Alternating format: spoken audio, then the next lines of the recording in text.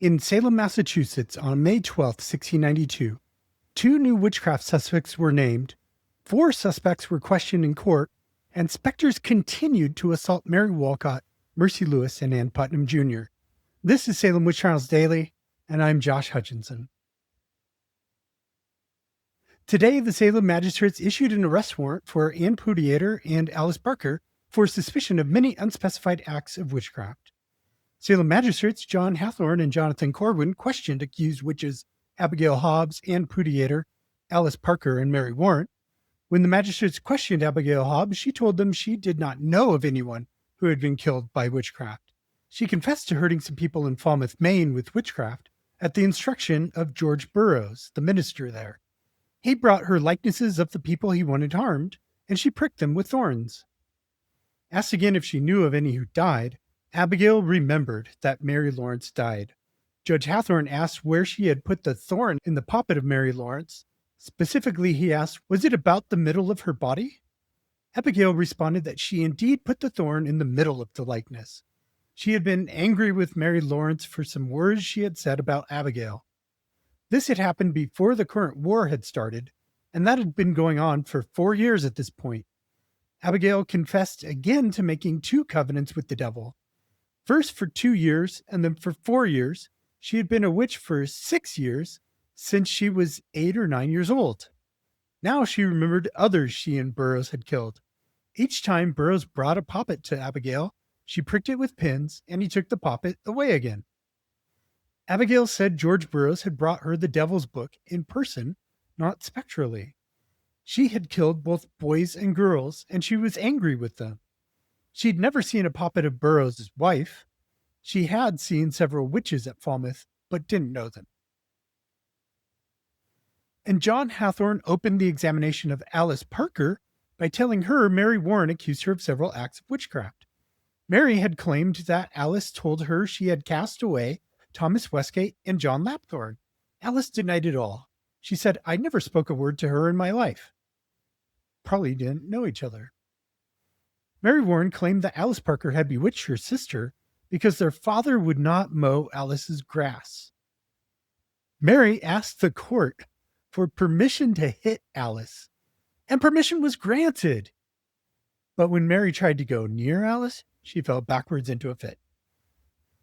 Margaret Jacobs accused Alice of appearing spectrally to her last night in the Northfields neighborhood of Salem, and Marshal George Herrick said that today, after he'd arrested Alice, she'd told him that there were about 60 witches in the company. Mary Warren accused Alice Barker of murdering her mother and making her sister sick. She claimed that Alice brought a poppet to her and said if Mary would not run the needle into the poppet, Alice would run it into Mary's heart. Alice Barker said that she wished God would open the earth and swallow her up presently, if one word of this was true, and make her an example to others. Mary claimed Alice had confessed to attending the witches' Sabbath in Minister Samuel Parris's pasture, saying about 30 witches attended. During Mary Warren's examination, she said that John Proctor had wished that if the afflicted people were really bewitched, they would suffer more, because they were accusing innocent people. Mary claimed that she had seen a poppet in Elizabeth Proctor's hand. The doll represented either Ann Putnam Jr. or Abigail Williams. Mary stuck a pin in the neck of the poppet. Alice Barker had also brought a poppet to Mary and told her it was Mercy Lewis. She stuck a needle in the waist of the poppet. Mary said Alice Barker had appeared to her in jail and told her she was coming to jail too. Ann Pudeator also came to see Mary Warren in jail and was sorry to see her there. This was Ann's apparition, and she brought Mary Warren a poppet of Mary Walcott. She stabbed it with a stick somewhere around its arms. Asked where Ann Pudeator had brought the poppet to her, Mary now said it was at the Proctor home, which contradicted her statement that the visit happened in jail. Alice Barker supposedly told Mary Warren that she'd been a witch for more than 12 years, and Pudeator told Mary she had hurt James Coy's child by taking them out of the mother's hands. Once, Elizabeth Proctor had brought Mary another poppet, while John Proctor brought the Devil's Book and a yellow image which reminded Mary of Abigail Williams, who must have been a blonde. In this case, the proctors appeared physically and handed Mary a thing like a thorn to prick the image with. After Mary Warren had signed the Devil's Book, she had seen the apparitions of Rebecca Nurse, Sarah Cloyce, Dorothy Good, Sarah Good, Giles Corey, Martha Corey, and Bridget Bishop. Mary said that the first night that she was afflicted, she saw the apparition of Martha Corey, reached for it, and pulled John Proctor physically into her lap instead. John Proctor told Mary that she was seeing his shadow, not a specter.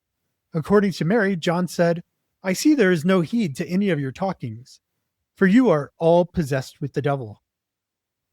Alice Parker had supposedly caused Mary's sister to lose the ability to speak, and she had killed a man named Michael Chapelman aboard a vessel in the harbor. He died with a pain in his side. And Pudeator supposedly told Mary she'd thrown John Turner off a cherry tree and almost killed him. And Alice Parker said she'd cast away Captain Price's ketch with Thomas Westgate Master and Venus Colfax aboard. John Lapthorne was also lost in this ketch, which filled with water and sank in the sea. And Pudeator had told Mary that she went to Jonathan Corwin's house to bewitch his mare so he could not go to Salem Village and examine the witchcraft suspects there. Meanwhile, George Burroughs had tied the legs of John Hathorne's horse the last time Hathorne went to Boston. And about 7 or 8 years ago, according to Mary, Ann Putnam had poisoned her husband to death. Alice Parker had drowned Orne's son in the harbor and bewitched John Searle's boy to death as his master was carrying him out to sea, so that he was forced to bring him back in again. George Burroughs had told Mary he killed his wife off the coast of Cape Ann. Now, the record of Ann Pudeator's May 12th examination does not exist any longer. So here we are, 2 days have passed since the death of alleged witch Sarah Osburn in the Boston jail. There's not a record of a coroner's inquest. There's not a record of what they did with the body. Who was mourning her? And what becomes of her property because it had been embroiled in a legal dispute with the Putnam family, of all people, Thomas Putnam included, before the witchcraft accusations.